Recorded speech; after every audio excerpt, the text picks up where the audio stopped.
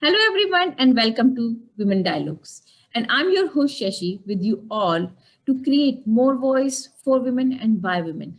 And today's our guest, Ivette. She's from San Diego, California, USA, and she is the grant manager. She is having her own organization where she works, and she works with for community, for society. She does lots of work, and she has beautiful family, and she has lots of stories to share related to her work, how she worked in the community and all. So let's start welcoming her. Welcome, Ivy, for joining us and being on this platform with us today. Oh, thank you, Dr. Shashi, for having me here. Thank you, Ivy, for joining us and sharing, ready to be part of this mission, ready to share your voice and telling us about your story. So let's start knowing about your journey. So how it does seems like and what it likes to be your early life journey. Let's start knowing about a bit of your early life, how what kind of environment you grew up, what kind of blessings, what kind of challenges you had, Mm. and how you overcome all those. Oh, well, okay, thank you.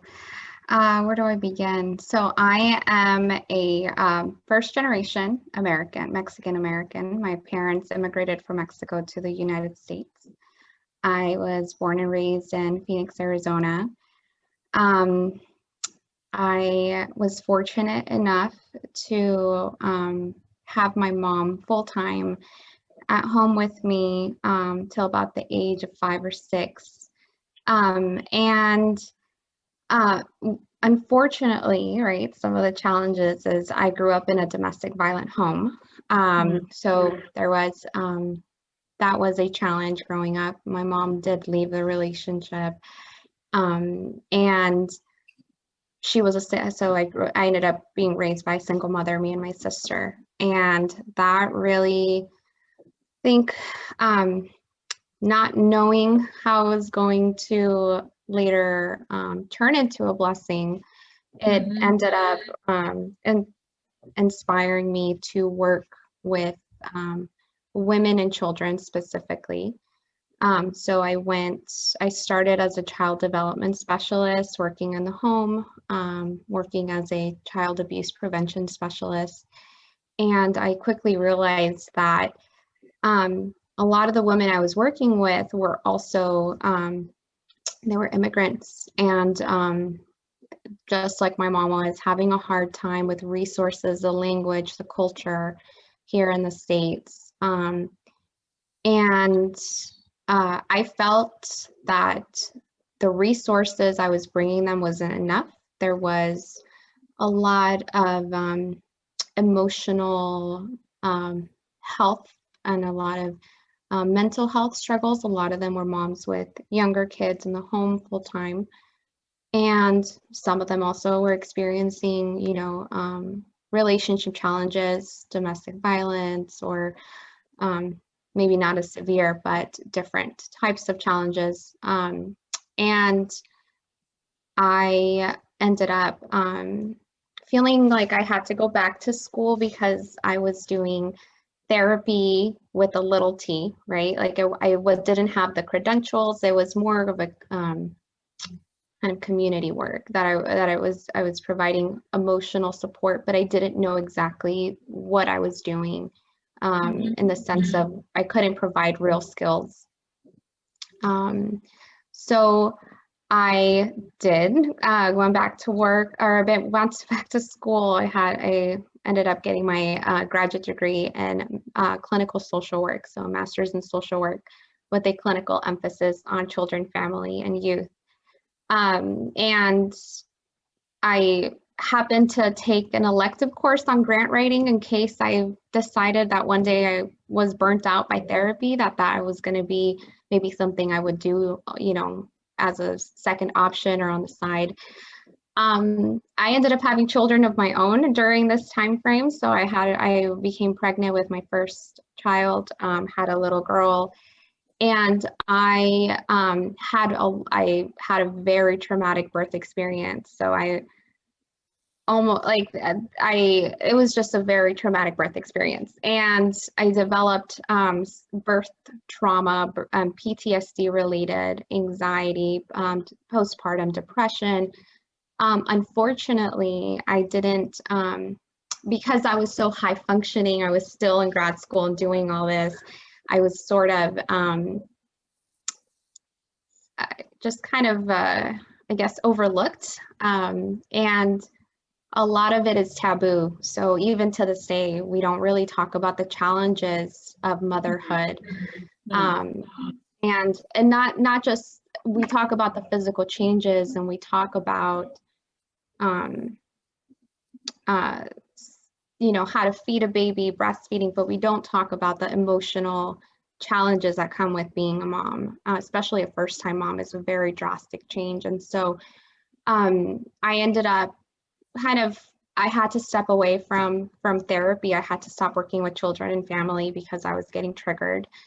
And one of the things that I learned along my journey now is that when women have trauma in their life, any sort of trauma, when you become pregnant or you give birth, you can get re-triggered. And so if you have trauma related to your birth, in addition to childhood, adverse experiences, or childhood trauma or previous trauma, it doesn't have to be just in childhood, but throughout, it can amplify some of those experiences. So I was just trying to find community. I was really wanting to connect with some other women that understood where I was coming from. Because of assimilation in our culture, because of assimilation to the American culture, unfortunately, a lot of the cultural traditions or practices that would have helped me as a new mom just were not there.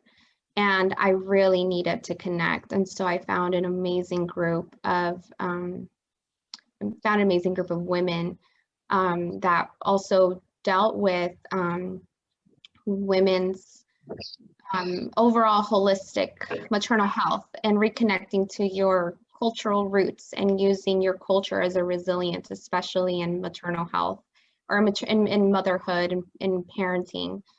And we became a nonprofit, and somehow I was so indebted, and I was so grateful to their welcoming of opening of their, just how welcoming they were, how they received me with open arms, how they helped me reconnect to my culture, that I just wanted to help. And the women were just amazing group of women. And I'm like, okay, well, I have grant writing experience, not a lot, but I have a little bit.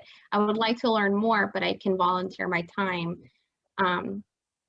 And that's how it started. I became the grants manager, and we have been a nonprofit for the past, since 2015. And, we over the past year, we've served over 15,000 women and their families through food sovereignty, birth justice work, especially as a direct response to the COVID-19 pandemic. We've also done, a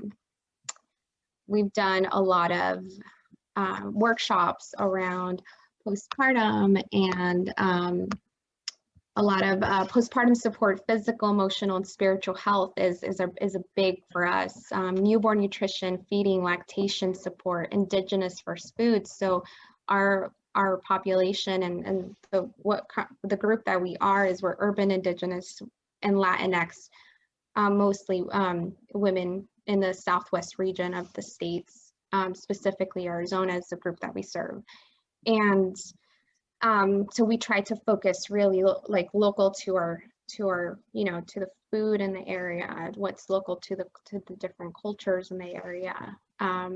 Birthing support through midwifery and doula work. We work with a lot of birth workers, access to training, certification, building support for the LGBTQ parents, traditional forms of baby wearing, self-care. We coalition building. There's so many things that we do because we do focus on a holistic level. And through this work, I ended up finally, after kind of going through my own journey, I was ready to go back to mental health and have connected with an amazing another organization that focuses specifically on maternal mental health and in the community. And so now I'm a perinatal coach and working towards getting my license to go back and do therapy with women around, you know, with mental health, and specifically in the perinatal and perinatal postpartum period. And so yeah, I don't know if that sums up a lot. I think it's no, that's wonderful, because the way you open up, the way you shared your early childhood journey, the kind of setting you had to face, but how you overcome, how you kept going on your learning, but same time then you shared. Uh, and I think we all have our own challenges. We all have on our journey. Maybe it can be in different form, but we do have. And especially when we are talking in current scenario, as you said, um, you are the first generation who got, as an American citizen, but then having your own baby and looking for cultural, looking for some kind of support where you are missing those links, and you had to face those PTSD. It is a lot for definitely for anyone, and when you have to go through it, it's a big challenge. I would say one who faced this, it's a big challenge, but at the same time, how you show up, how you took those challenges, and how you show your courage to come over from it, and even creating a supportive hand, learning by those struggles from your life, you became a solution for these struggles, not just for yourself, but for community. So that's a really wonderful thing, I believe. So when we are talking all about it, you mentioned a lot of challenges. You mentioned about even your mother. You mentioned about your, even in a community, people is still female, or even all genders, they feel a lot of challenges, and especially during current time. So when we are talking about it, have you thought developing all those works, and when you hurdle and face, especially as a woman, um, have you thought of developing that?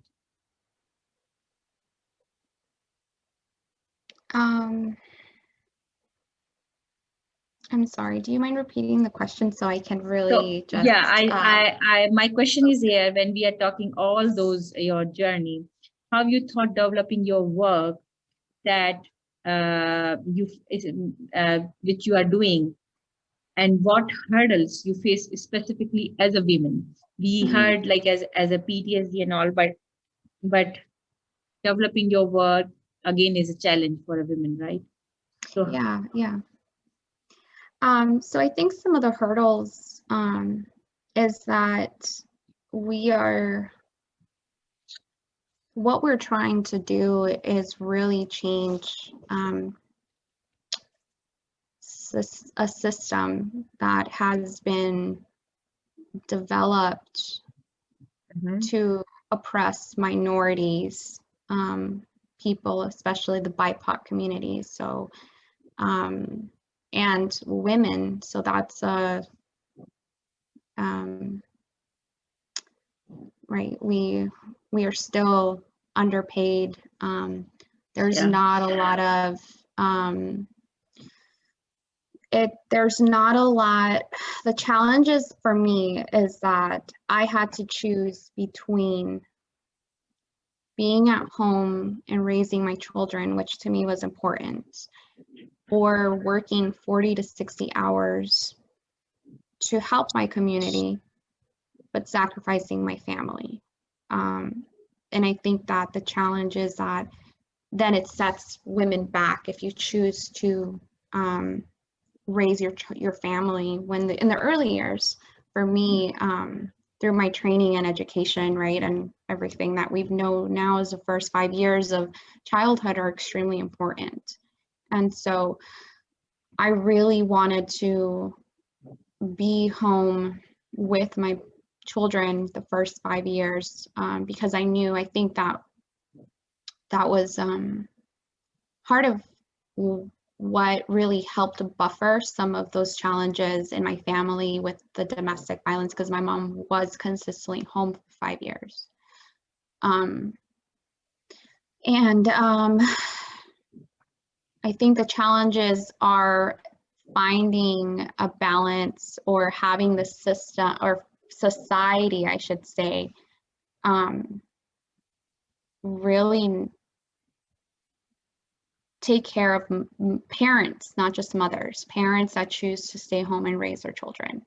There's not a lot of support, especially maternity leave isn't long enough, right? You're not ready to go back in 6 weeks.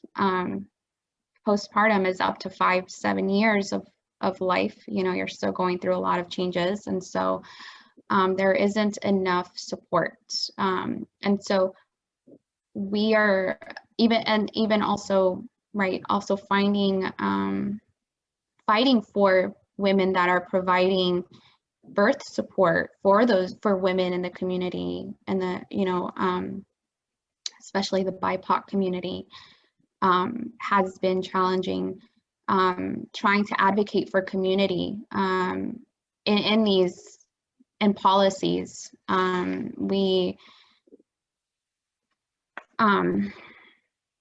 Yeah, I mean, I think that, so I mean, to give you an example, I don't know if I'm kind of rambling, but just trying to give an example that, sorry, give me a second.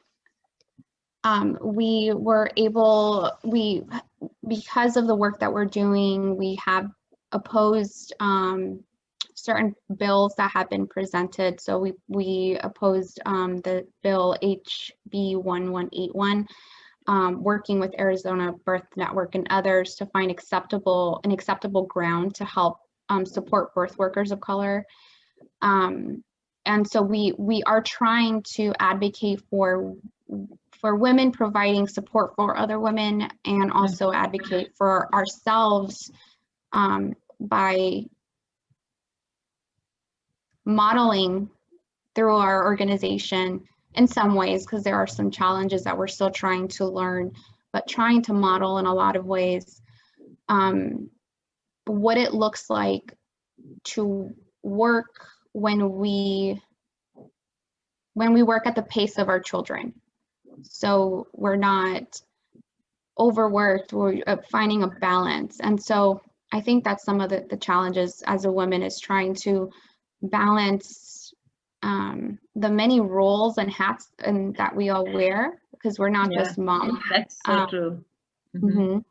Yeah, as you mentioned, this is, I think there are still a lot of issues, whether we talk about any level of a society, community, or country.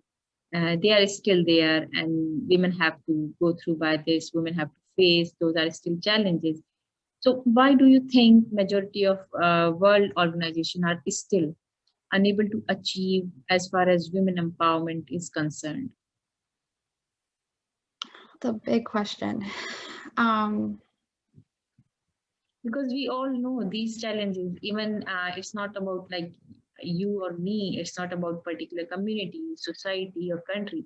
We all are experiencing, and the system is aware, the organizations are aware. So what is the reason why the as we so-called world organization, those are working globally, those are, you know, working on the women empowerment, why they are not able to achieve it? Well, I think I'm trying to really find the right words to answer this. I believe that we are trying to change a system that is very, very old, that has favored males. It's a very patriarchal system. that Mm-hmm. favors and individualistic, very, Mm-hmm. we favor individualism. And a lot of cultures around the world are not individualistic. We heal in community, we heal as a collective. And if we place our most vulnerable first, which is our women, children, and our elders, we just had more respect. I think that it would change. But I think that we're going against a very old system that has been in place for a very long time, that's given very few people accessibility and power, Mm-hmm. through land, financial. I mean, and that's genuinely what I think all over the, like, as far as I can speak to my culture, right? But I think in general, if we're talking about a global view, I think it's that majority of cultures are centered around a hierarchy, patriarchal system. Yeah, I think that's the best way I can answer that. I think, yeah, that's so true, because if I recall, there are a lot of culture, a lot of society, a lot of, even in if we see even in historically about any civilization, there are a lot of hierarchy put in that order that meet, directly or indirectly, definitely patriarchal system, or maybe I can say the male dominated society. So, what future you think this world has in coming times, and specifically in COVID-19 era, and moreover in this divided world, I will say, based on various lame entities and divisions, uh, how we see, how what way you think about it?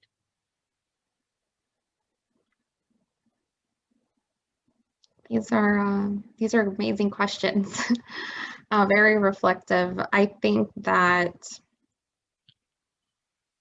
well, for one, I think that it's, you can't heal, well, you can't heal a community, society, culture, right? The Mm-hmm. soul of humanity. You can't heal the soul of humanity without addressing Mm-hmm. the dark, the challenges, the hurt that's been caused to different groups that have been marginalized and oppressed.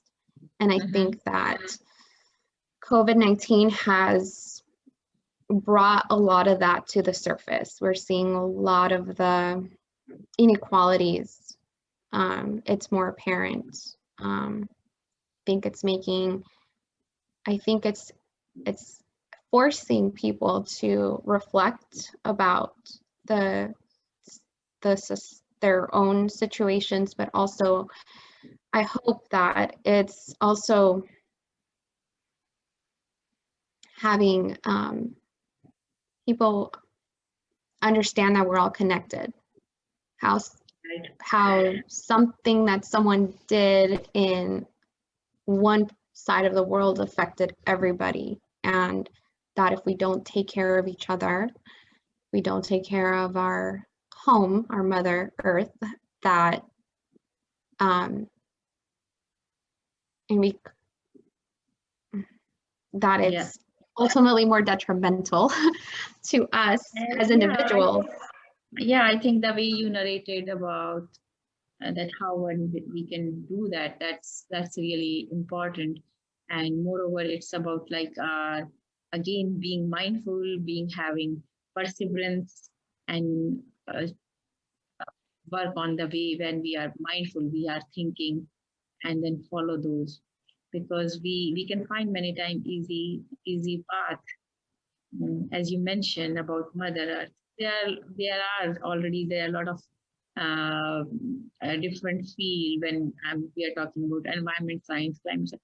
They have a lot of solution, but again, we always try to, as a human, we always try to pick what's easier Mhm. to follow, right? So I know you are doing a lot of work and a lot of experience you had with communities and society. And as you mentioned, in COVID time, also you and your organization helped a lot of families. Would you like to share some maybe some story or somewhere someone's life where you impacted deeply and made contribution remarkably? Yeah. So we so a story I can share is a lot of what we do is we try to reconnect women to their culture, right? Mm-hmm. So we were during COVID last August, the Phoenix Indian Medical Center, which is the largest Indian health service facility in the region, I believe. Um, it abruptly shut down its labor and delivery services Oh. in the middle of a pandemic, and it was women were being redirected to hospitals nearby, and I mean, and so without a that's not the issue. It's they were being redirected without a without much of a continuity of care plan, especially a lot of the women that were going to this birthing facility are, are indigenous and within the local tribes in Arizona. And so culturally, redirecting them to a facility that is it's very specific to the culture that respects a lot of traditions and just the familiarity around it. So yeah, we ended up getting a birth a I'm sorry, I'm a little kind of blanking on the name. We established a collective birth fund to help women, to support them with either financially with medical bills, or supporting them with doulas, or right, their food or supplies. And there was a mom that we were able, because of the birth fund, because we were able to provide financial support, she was Mm-hmm. able to come back to Arizona, back to her homeland, and birth in a birthing hut, which Wow. part of her, part of her culture, and Mm-hmm. just kind of revitalizing that and continuing that for her was this is a big deal, is that her baby was able to be Mm-hmm. born, and how she wanted to bring her child into this world. And so that was probably one of the stories that really sticks out to us. I mean, there's other amazing moms that we helped out, but that was the one that really sticks. Mm-hmm. Yeah, definitely. Yeah, that story you shared, it's inspiring. It's showing your courage. It's showing your organization or your team how you made it in challenging situation, in those situations, to give your supportive hand in all the way when we needed most. So that's really inspiring. We are talking all about, and you are yourself a wonderful woman who work a lot of for community and uh, have your experience working for community. uh, what kind of message would you like to give to our audience or our viewers who are listening and watching us? Okay. I think that um, that change, any kind of change, starts in the home. I'm a Mm-hmm. true believer that change starts in the home, and that if we want to have a healthy society, Right. we have to support mothers during their most vulnerable time in their lives, which is when early motherhood. And it doesn't matter if they've had one child or 5 children. Every time that they birth, they're a new mom again. And so we need to support them during these times and normalize holistic health and maternal mental health, and specifically emotional support around this time period in the families' lives, and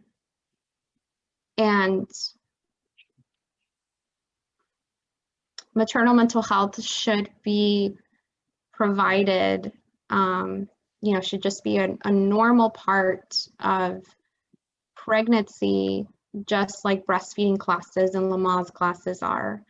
And I think that when we begin to do this, we can really start to have long-lasting positive effects and an impact on the future generations to come. And